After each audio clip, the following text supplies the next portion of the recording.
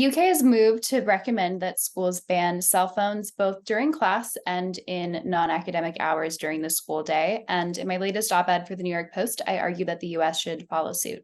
England is following in the footsteps of countries like Italy and France who've done the same after a landmark 2015 study from the London School of Economics found that banning phones from schools added 6% to test scores and also added the equivalent of an extra hour of classroom time every week.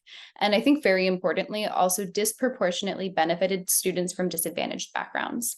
In my op-ed, I drew on my own experience from two different schools with two very different phone policies. One that I went to until 8th grade, where the rule was, unless it's in your backpack, it's not allowed to be seen at all on campus, period. And one where it was completely up to my teachers to determine whether there were any rules at all in the classroom.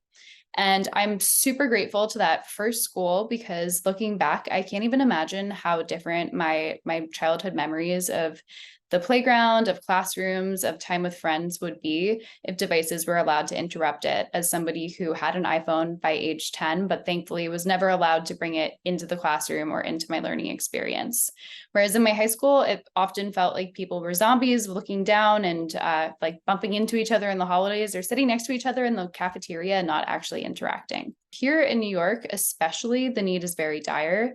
Back in 2010, Mayor Bloomberg did ban phones from public schools here in New York City, but Mayor Bill de Blasio in 2015 overturned that, saying it was out of touch with modern parenting.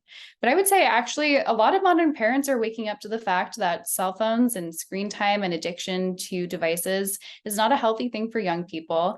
And it's the role of parents and educators alike to help kids draw healthy boundaries to really addictive technologies.